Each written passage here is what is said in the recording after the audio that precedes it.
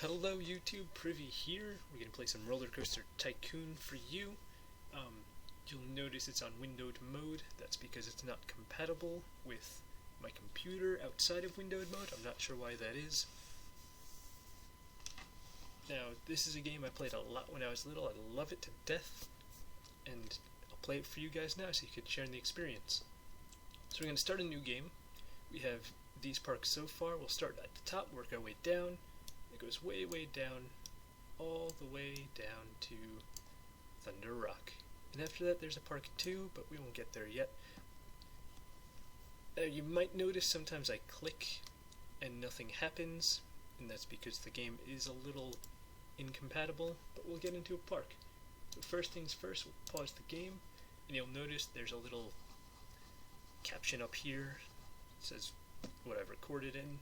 Can't fix that yet because I can't afford to buy the product yet, but we'll get into it now. So we have our options here, the pause button there, the sound on or off. You could zoom in and out. This is a small park, and you'll see I have to use mouse keys to move around in windowed mode. It's going to slow us down a little bit, but that's okay. You could also rotate the screen around, but you'll find your own default position that you like the most. Some view options. I like to do things like see-through scenery and invisible supports. It helps a lot. In the map, you'll notice it's a little broken, but we could kind of assume where things may be on the map for now, if we have to use it for fast traveling. We have this Just Land Height and Slope, and what we can do is this makes a little bowl, like an natural amphitheater in the land, this setting here. And we can also change what's on top and what's on the sides for like support, because this raises it up 1, and we could pick what quadrant we want to pick it up by, or the entire block, and we could expand that out all the way to a 5x5. We won't do that at all here though. We could also add water features, and those could be the same size. There's some scenery here, lots of scenery options. Go through those when we need them.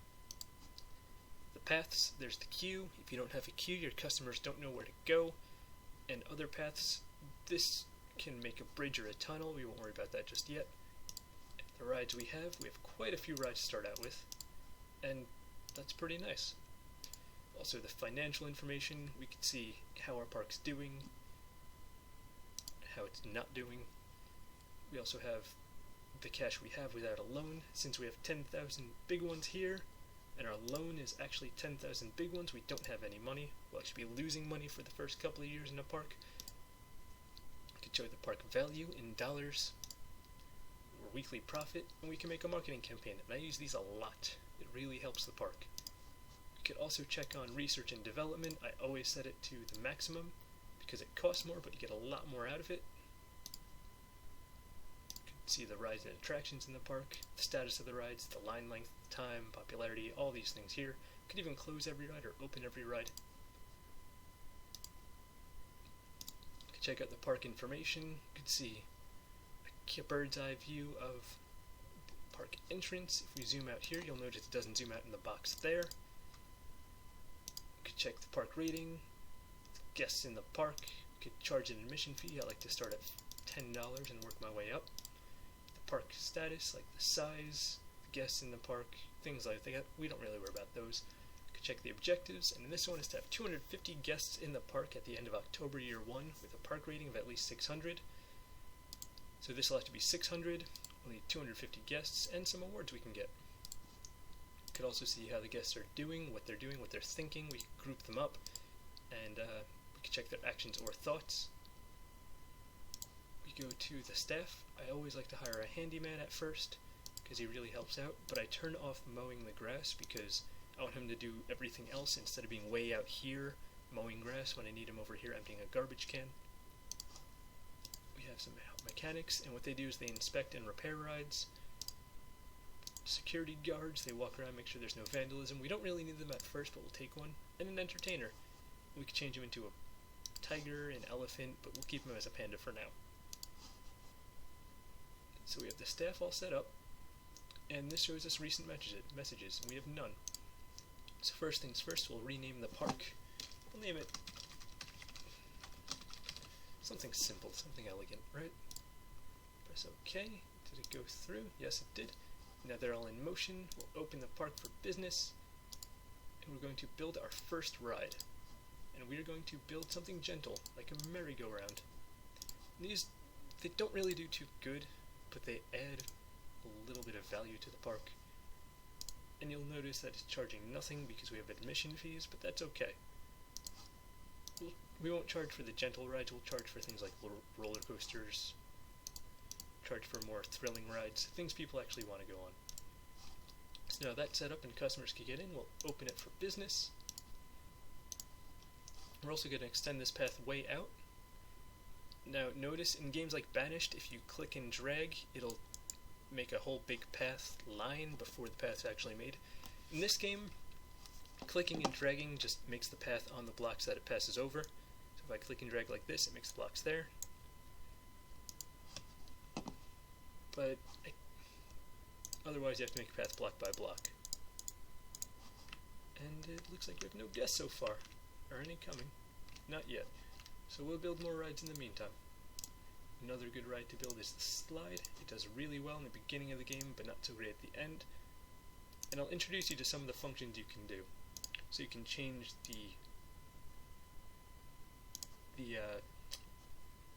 how the ride works, the settings of the ride. We'll make it unlimited rides per admission, and it's free anyway, so it doesn't matter too much. And max people on it 5, so it goes through them faster. You can change the colors. See, we can change this color here to that. You see it changes on the slide as well. But we'll keep it where it was. We won't worry too much about changing colors here. You can check the stats of the ride. You can check the cost per hour, the total profit, the income from the ride, and what people think of it. So we can check what people think here. But we'll make a path for the ride right now.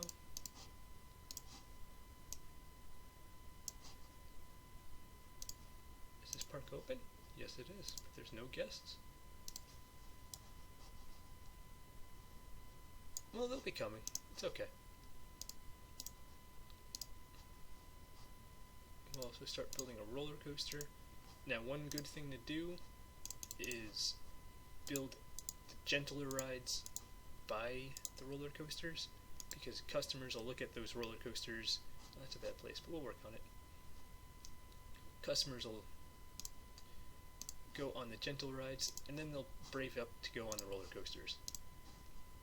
And I'm not going to do any custom rides yet. I can't really... I'm not that great at it at this time. I'll work on it though. The admission's free. We'll charge $1.50. $1.50 is good. But I'll work on making custom rides for later episodes. And on a ride like this, you could also change the cars. We don't have any new cars. We can change the trains. Change how many cars are on a train. You'll notice it's raining. There is some level of weather effects you can see in the bottom here. And during the rain, less customers come to the park, less customers go on rides, and more customers buy umbrellas. And customers with umbrellas go on more rides. Check the day by clicking there. It's the 15th of March, so we're already a little ways through the game. And we'll make more rides. Here's a swinging ship. I used to be afraid of going on swinging ships, actually, but I changed a little while ago, at the ripe old age of 10, and I went on one during my vacation to Busch Gardens, and it's a great place. I love it. Had a lot of fun. And the kid in front of me didn't think it was too fun, and I thought it was pretty hysterical. Also built the Egg Scrambler, because that's a pretty fun ride too. This is one of my favorite rides in the entire world. Open it up. You can see customers are starting to come in. They're getting word that this new park opened, Privie's Park, rather. And we could charge some money for these rides. So I'd say $1 a piece is pretty good.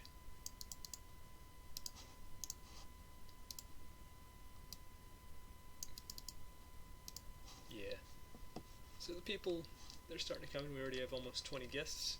And it's a little late in the month though, but it doesn't matter too much. We'll also make some food stands. When customers go on roller coasters, sometimes they get thirsty, or when they're sick, they need a drink to settle their stomach. And it's a good thing to put a drink stand right outside a roller coaster, as well as a bathroom. We'll also build a food stand a little ways out too. Some cotton candy. Everyone loves cotton candy.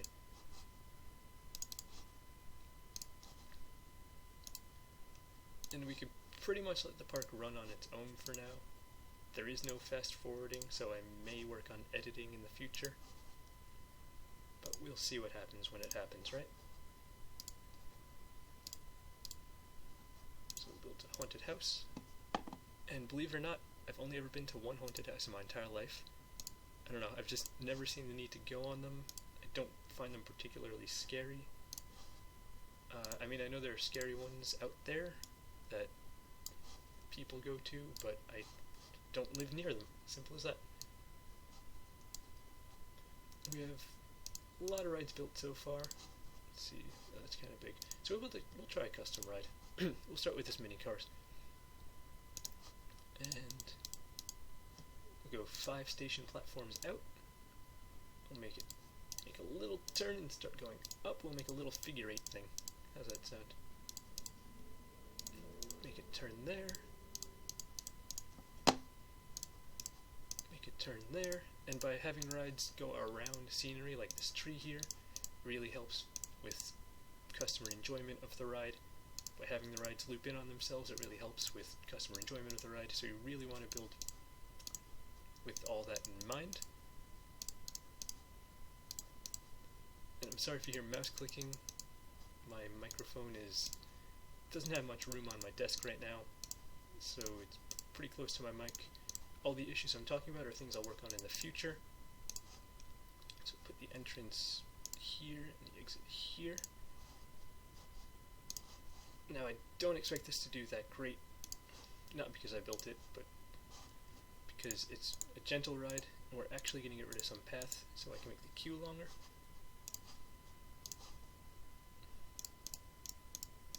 But this is a kind of ride that gets boring after a while. Eventually people stop riding it. You really want to get the roller coasters, that is the namesake. You can see this roller coaster is pretty full. If we click on it, we could see the stats for it. The excitement's pretty high. The intensity is high, but that's okay. The nausea is medium, which is good. You don't want a ride that's too intense or too high of a nausea rating. And the pre-made ride does pretty good on that. And you see we just got a Ferris wheel, and the park entrance fee is cheap, so we could crank that up, make it 20. I normally make it go up pretty fast in the beginning when the customers want it to, but then I slow down towards the end of the year. So we'll place a Ferris wheel too. We can make this Ferris wheel right here. I think this is a good spot. And we won't have too long a line because, like I said, these are the types of rides that die out early. We'll open it up. Generally what I found is that starting a park with a low price and making all the rides free does better for your wallet than charging for everything. Normally you just charge for the roller coasters, rarely charge for the thrill rides. When they start doing bad, you stop charging for them, like this one. You can see right there, a little kid puked. This handyman will come clean it up. It's really funny to watch. See that? Probably couldn't really see it that good. But we could also move them by pressing this little snippet here. We can move him, he'll go right to the problem areas and clean it up. You can see him in there. We could also set pathing for him, so he'll only stick to the areas I'm highlighting here. And since he's our first handyman, he's going to carry on cleaning the first bit of the park. We're already at 113 guests. How did that happen? But we'll set up some scenery, we'll set up some benches, some garbage cans, especially garbage cans, because if there's garbage anywhere on the ground, it makes the park look worse. Seats are really good at the end of roller coasters. Yeah, it's looking pretty swell so far. We don't have to worry too much about lighting. It's permanently daytime in the world of Roller Coaster Tycoon. I guess Chris Sawyer just never slept. He just lived near the sun or something. But we can see the research coming out, and so far it's unknown. It's unknown when it's expected, but we'll know in a little while. I'm thinking maybe we should take out a loan, maybe see what we can get with it, but I'm not too sure. I don't think it's worth doing it this early in the game we'll let the park pretty much run its course, and we'll see what happens. So you can see there that customers think this ride's too intense. A lot of them think it's great, but they'll go on these rides and warm up to it, especially these rides. So I might charge for the slide. I think I'll charge 50 cents, drain their wallets dry. If you click on a customer, or a guest rather, you can see all their stats, the intensity they prefer. You can see the rides they've been on, all the statistics, the time in the park, how much money they brought, how much they spent, what they thought.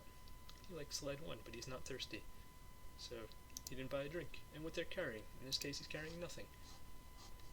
Yeah, this is Roller Coaster Tycoon. If you like it, please leave a rating, comment, subscribe, get the word out, tell your friends, because I want to reach as many people as possible, and thanks for watching.